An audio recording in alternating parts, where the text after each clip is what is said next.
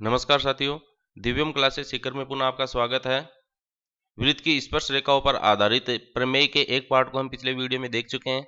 आज इसकी आगे की प्रमेय पर अपन चर्चा करेंगे। तो देखिए, सातवीं प्रमेय पर अपन डिस्कस करना चाह रहे हैं। तो अपने पास देखिए, एक बड़ा वृत्त है और एक ये छोटा वृत्त है।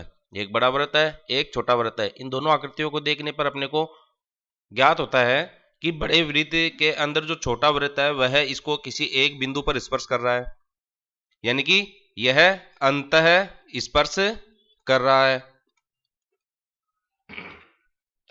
और इस चित्र की अगर अपन बात करें तो इसमें क्या है, बड़े वृत्त और छोटे वृत्त एक दूसरे को बाह्य स्पर्श कर रहे हैं। तो इस स्थिति में इनके केंद्र ए बी, और यहां पर भी केंद्र का नाम अपन ने ए और बी दिया है। स्पर्श बिंदु का नाम अपन ने पी और पी दिया है। यह अंतः स्पर्श कर रहा है और ये बाह्य स्पर्श कर रहा है। तो इस स्थिति में देखिए क्या है कि ये जो केंद्रों को मिलाने वाली रेखा ए बी है, तो उनका जो स्पर्श बिंदु है वह अपने को इस ए बी रेखा पर प्राप्त हो रहा है। और आपको ज्ञात होगा कि अगर कोई एक रेखा पर कितने भी बिंदु हो, 2 3 4 5, अगर उसी रेखा पर स्थित है तो वह संरेख होते हैं। तो देखिए, यदि दो वृत्त जिनके केंद्र क्रमशः ए तथा बी है बिंदु पी पर स्पर्श करते हैं, बिंदु पी पर ये अंतः स्पर्श कर रहे हैं दोनों वृत्त और ये बाह्य स्पर्श कर रहे हैं, लेकिन बिंदु पी पर ही स्पर्श कर रहे हैं, इनको बिंदु पी नाम दिया है। तो यह बिंदु ए बी पर स्थित होगा। अतः ए बी तथा पी संरेखीय होंगे। तो ये बात क्लियर होगी। अब देखो, जो इनके बीच की दूरी है, केंद्र, दोनों केंद्र और स्पर्श बिंदु के बीच की जो कुल दूरी है वो क्या होगी। इसके अंदर अपन देखते हैं कि यहां दोनों केंद्रों के बीच की तो दूरी क्या है, ए बी, और फिर यहां बी से पी तक की दूरी अपन ले लेते हैं बी पी, बी से लेकर पी। तो इसको हम क्या लिख सकते हैं, अगर केंद्रों के बीच की दूरी की बात करें तो केंद्र के बीच की तो दूरी कितनी है, A P minus B P के रूप में अपन इसको लिख सकते हैं। ये जो ए बी है केंद्र के बीच की दूरी है, अगर इस पूरी दूरी में से अपन ये बी पी वाली दूरी घटा देते हैं तो अपने को ये जो अंतः स्पर्श वृत्त कर रहे हैं उनके बीच की केंद्र की दूरी हो जाएगी A P minus B P. अब इसमें देखिए क्या है, केंद्रों के बीच के अंदर इनका स्पर्श बिंदु आ रहा है और केंद्रों के बीच की दूरी ज्ञात करनी है। तो देखिए एपी प्लस पीबी, दोनों केंद्रों के बीच की दूरी होगी जब दोनों वृत्त बाह्य स्पर्श करते हैं। तो देखिए, जब अंतः स्पर्श करते हैं तो हमें माइनस करना पड़ रहा है, और जब बाह्य स्पर्श करते हैं तब हमें इन जो दूरियों को जोड़ना पड़ रहा है, प्लस करना पड़ रहा है। तो ये एपी प्लस पीबी यदि वृत्त बाह्य स्पर्श करते हैं। अब आगे आठवीं प्रमेय की बात करते हैं। देखिए, इसके अंदर भी अपने को एक छोटा वृत्त और एक बड़ा वृत्त ले रखा है, इनके केंद्र बिंदु है। दोनों वृत्त जो है बिंदु पी पर स्पर्श करते हैं और उनकी एक उभयनिष्ठ स्पर्श रेखा ए बी दिखाई गई है। ये ए बी इनकी उभयनिष्ठ स्पर्श रेखा, इसको आप देखो इस तरीके से भी देख सकते हैं। ये बड़ा वृत्त है, ये छोटा वृत्त है। ये जो ए बी अपन ने नाम लिया था, यहाँ पर एम और एन है, ये इनकी स्पर्श रेखा है, उभयनिष्ठ स्पर्श रेखा है। जिस बिंदु पर ये स्पर्श कर रहे हैं बिंदु जे पर, वहां से एक रेखा अपन ने इस स्पर्श रेखा पर खींची है जो बिंदु पी पर मिल रही है इसके अनुसार। तो देखिए, और यहां पर अपने को बिंदु सी पर मिल रही है। तो ये जो कोण है उस कोण की बात कर रहा है ये, कि अगर ये स्थिति ऐसी हो तो कोण का मान कितना होगा। दो वृत्त एक दूसरे को बाह्य स्पर्श करते हैं और उनकी एक उभयनिष्ठ स्पर्श रेखा है।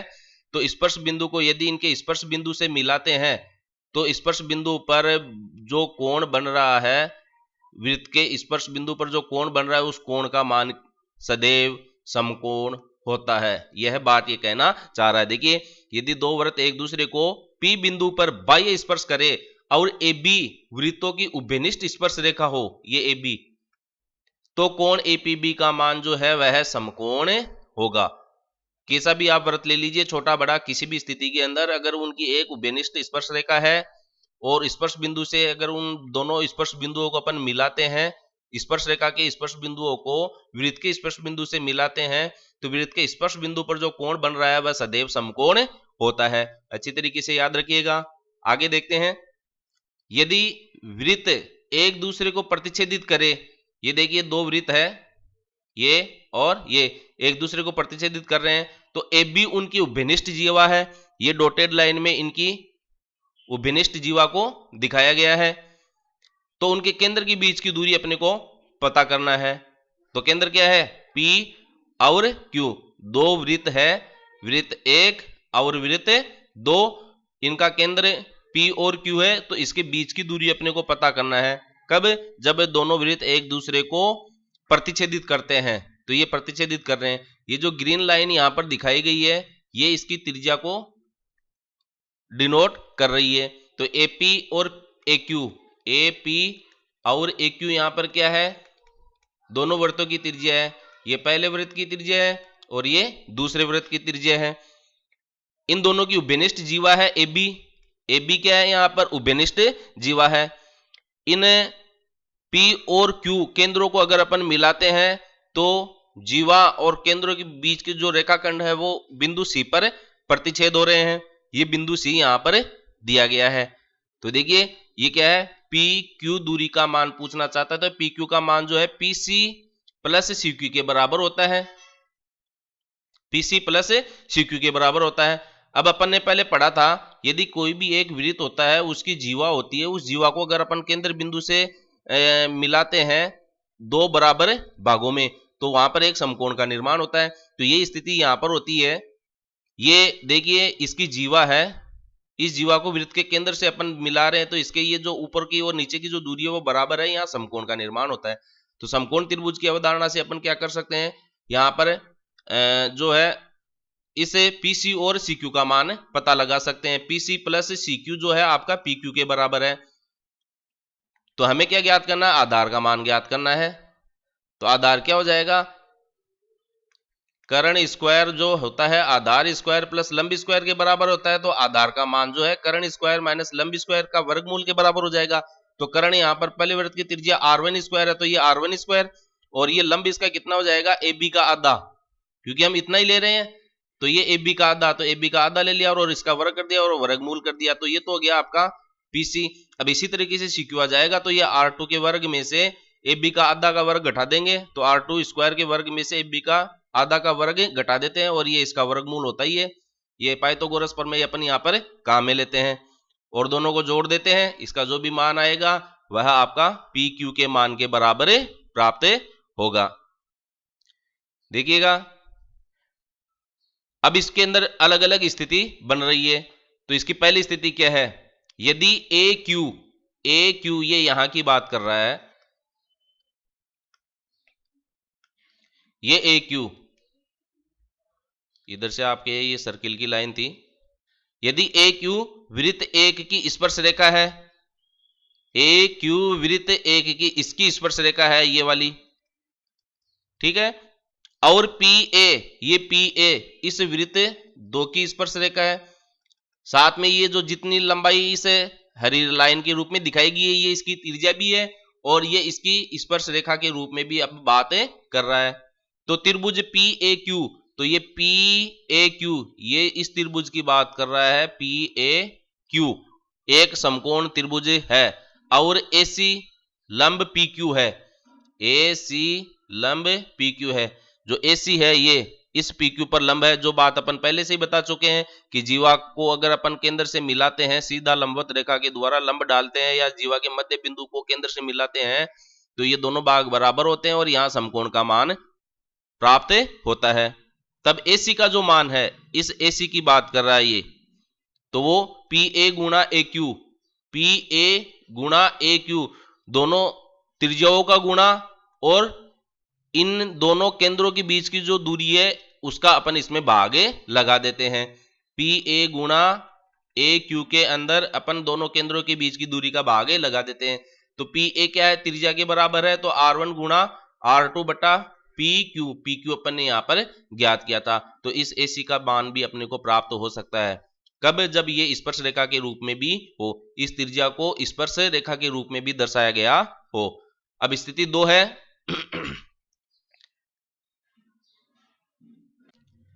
यदि दोनों वृत्त एक दूसरे के केंद्र से गुजरे, दूसरी स्थिति में क्या है, यदि दोनों वृत्त एक दूसरे के केंद्र से गुजरे, यानी कि वृत्त का जो ये छोर है वो इसके केंद्र से गुजर रहा है और इस वृत्त का जो छोर है वह दूसरे वृत्त के केंद्र से गुजर रहा है, यानी कि केंद्र को स्पर्श करके ये दोनों वृत्त गुजर रहे हैं, तब त्रिभुज पी ए क्यू। तो ये देखिए पी ए क्यू, इधर से पी ए फिर ए से क्यू, ये इस त्रिभुज की बात कर रहा है। यह एक समबाहु त्रिभुज प्राप्त होता है यदि दो वृत्त एक दूसरे के केंद्रों को स्पर्श करते हुए गुजरे, ये इसका केंद्र ये इसका केंद्र, तो इनके बीच में ये जो त्रिभुज प्राप्त हो रहा है यह समबाहु त्रिभुज प्राप्त होता है। अच्छी तरीके से याद रखिएगा, दो वृत्त जब इन आप एक दूसरे के केंद्रों को स्पर्श करते हुए गुजरते हैं, प्रतिच्छेद करते हुए गुजरते हैं, तो इनके केंद्रों को और वृत्त के एक स्पर्श बिंदु को, प्रतिच्छेद बिंदु को अगर मिलाते हैं तो अपने को ये त्रिभुज प्राप्त हो रहा है। तो यह त्रिभुज एक समबाहु त्रिभुज प्राप्त होता है। अब इसकी देखो ऊंचाई AC की बात कर रहा है, हमने इसको वही नाम दिया जो पूर्व में नाम दिया है P A Q और C। तो इस ऊंचाई AC की बात कर रहा है, इस त्रिभुज के अंदर समबाहु त्रिभुज की जो ऊंचाई है AC वह इसके अंदर स्क्वायर रूट 3/2 गुणा R होती है। ठीक है, R क्या है, इसकी त्रिज्या है, तो त्रिज्या ये भी है और त्रिज्या इधर से यह भी रहेगी, ये एक दूसरे को स्पर्श कर रहे हैं, तो ये R R R तीनों भुजाएं बराबर होती है समबाहु की, सम यानी समान, बाहु यानी भुजा, त्रिभुज की तीन, तो तीनों भुजाएं बराबर होती है, इसलिए यहां पर केवल R लिखा गया है, न कि R1 R2 R3। तो कहने का मतलब दोनों वृत्तों की त्रिज्या एक समान है, तो परिधि भी का जो मान है वह भी अपने को एक समान प्राप्त होगा। अब देखिए AC का मान अपने को मिल जाता है, तो हम यहां से AB का मान भी पता लगा सकते हैं, उनकी जो उभयनिष्ठ जीवा है उसका मान कितना होगा। तो AC का 2 गुना हो गया AB, AB क्या है अपने पास 2 गुना AC, या फिर 2 गुना CB भी लिख सकते हो आप। तो AC का मान स्क्वायर रूट 3/2 मिला है आपको, स्क्वायर रूट 3/2 गुना R, तो इसका 2 गुना हो जाएगा, तो 2 गुना करेंगे 2 से 2 कट जाएगा, तो स्क्वायर रूट 3 गुना R, तो ये स्क्वायर रूट 3 गुना R आपको इस उभयनिष्ठ जीवा का मान प्राप्त हो जाता है। अब अगला देखिएगा, यदि वृत्त संकेंद्री हो, यानी कि दो वृत्त है जिनका केंद्र क्या है एक ही है, इस प्रकार से ये संकेंद्री वृत्त की बात कर रहा है, और बड़े वृत्त की जीवा AB छोटे वृत्त की स्पर्श रेखा हो, यानी कि ये बड़े वृत्त की जीवा है तो वो इसको स्पर्श करती हुई जा रही है, जैसा कि यहां पर दिखाया गया है, बड़ा वृत्त 1 नंबर का है, छोटा वृत्त 2 नंबर का है।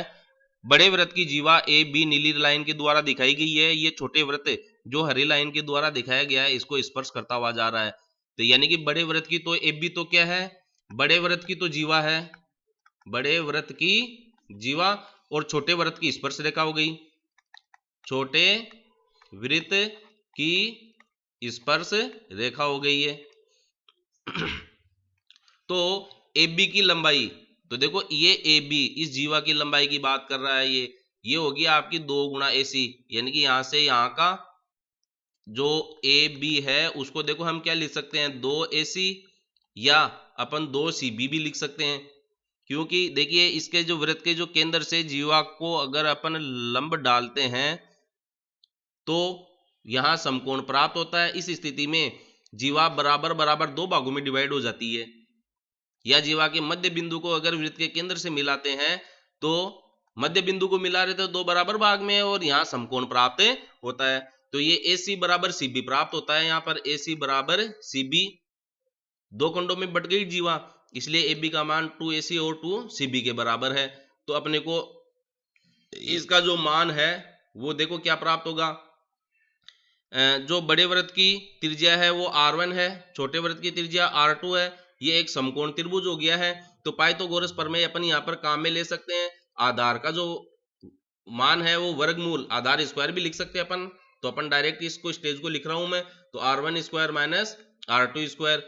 अब ये AC का मान है लेकिन हमें चाहिए AB का, तो इसको 2 से गुणा कर देते हैं, तो ये अपने को क्या मिल जाता है, AB का मान प्राप्त हो जाता है।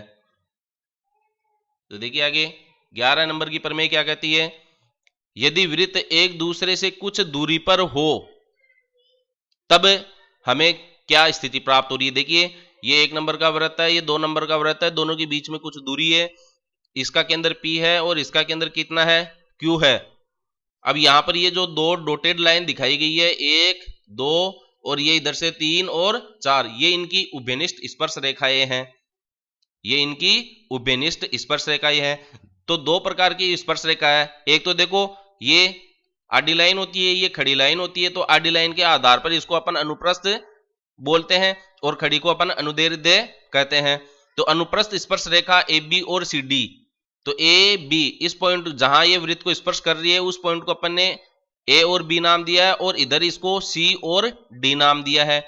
और ये जो ग्रीन लाइन में स्पर्श रेखाएं हैं उसके स्पर्श बिंदु को अपन ने देखो आर और एस नाम दिया है और इधर से टी और यू नाम दिया है।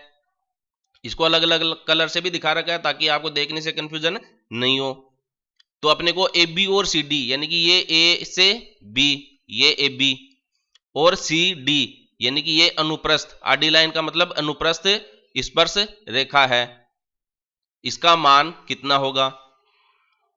तो ये दे रखा आपको देखो वर्गमूल पी क्यू का मतलब क्या है, दोनों केंद्रों के बीच की दूरी का वर्ग, माइनस R1 माइनस R2 का होल स्क्वायर। R1 देखो क्या है, पहले वृत्त की इसकी त्रिज्या हो जाएगी R1 और इसकी त्रिज्या कितनी है R2। तो ये PQ का वर्ग माइनस R1 माइनस R2 का वर्ग और इनका वर्गमूल ज्ञात करने पर अपने को अनुप्रस्थ जो स्पर्श रेखा है उसकी लंबाई प्राप्त होती है।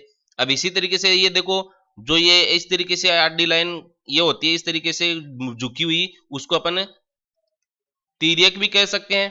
तिरछी लाइन है ना, ये तिरछी का मतलब ये तिर्यक स्पर्श रेखा है। तो ये अपने को RS और TU, तो RS और TU का जो मान है देखो, आप तो एक तो आप चलते हैं इस पॉइंट पर यहां से यहां, ठीक है, एक आप चलते हैं यहां से यहां, तो दोनों में आप अंदाजा लगा सकते हैं कि दूरी किसकी ज्यादा होगी, इस तिरछी लाइन की इसकी बजाय। तो हम यहां पर ऐसा ही करेंगे कि जब RS और TU जो स्पर्श रेखाएं हैं, तिर्यक स्पर्श रेखाएं हैं, उसमें जो त्रिज्याओं का घटाव करके अपन ने वर्ग किया था, अब तिरछी लाइन का मतलब हो गया, तिर्यक लाइन का मतलब हो गया दूरी ज्यादा होगी तो त्रिज्याओं को जोड़कर उसका वर्ग करेंगे। तो पी क्यू दोनों केंद्रों के बीच की जो दूरी है उसका वर्ग करेंगे और उसमें से दोनों त्रिज्याओं के योगफल के वर्ग को घटाकर उसका वर्गमूल प्राप्त करेंगे। तो हमें इन तिर्यक स्पर्श रेखाओं का मान प्राप्त हो जाता है। आगे देखिएगा, बहुत ही महत्वपूर्ण बात है, छोटी छोटी, जब दो वृत्त एक दूसरे से कुछ दूरी पर होते हैं तो उभयनिष्ठ स्पर्श रेखाओं की संख्या 4 होती है, जो मैंने देखो अलग अलग रंग से, एक तो ये अनुप्रस्थ स्पर्श रेखा और ये तिर्यक स्पर्श रेखा दो तो ये और दो ये, टोटल हो गई 4। अब इसी तरीके से जब दो वृत्त एक दूसरे को बाह्य स्पर्श करते हैं तो उभयनिष्ठ स्पर्श रेखाओं की संख्या 3 होती है। देखिए एक तो ये अनुप्रस्थ की आ गई और एक ये इसके स्पर्श, दोनों वृत्तों के स्पर्श बिंदु से गुजरती हुई रेखा होती है। तो यहां पर 3 स्पर्श रेखाएं हो गई है। अब जब अंतः स्पर्श करते हैं तो उभयनिष्ठ स्पर्श रेखाओं की संख्या 1 होती है। इस स्थिति को देखिए आप किस प्रकार से समझेंगे। ये दो वृत्त यहां पर ले रखे अपन ने। अब अंतः स्पर्श का मतलब हो गया एक वृत्त के ऊपर दूसरा वृत्त आ गया है, नीचे वाला वृत्त नहीं दिख रहा है, ये इसको और लेप कर गया है। अब इसके अंदर बताइए आप स्पर्श रेखा खींचेंगे तो दोनों की अलग अलग होगी या एक होगी, अंदाजा आप लगा सकते हैं, अनुमान आपने लगा लिया है। दोनों वृत्तों की जो ये स्पर्श रेखा अपने को प्राप्त हो रही है वो एक ही प्राप्त हो रही है। तो ये अब तक की जो समस्त स्पर्श रेखाओं के बारे में जो प्रमेय थी उनकी जानकारी अपन ने प्राप्त कर ली है। अब आगे की क्लास में हम वृत्त और इसकी स्पर्श रेखाओं पर आधारित जो प्रश्न होंगे उन पर अपन डिस्कस करेंगे। तब तक बने रहिए, सीखते रहिए, अभ्यास करते रहिए। Always remember math is a game, play it with practice. धन्यवाद।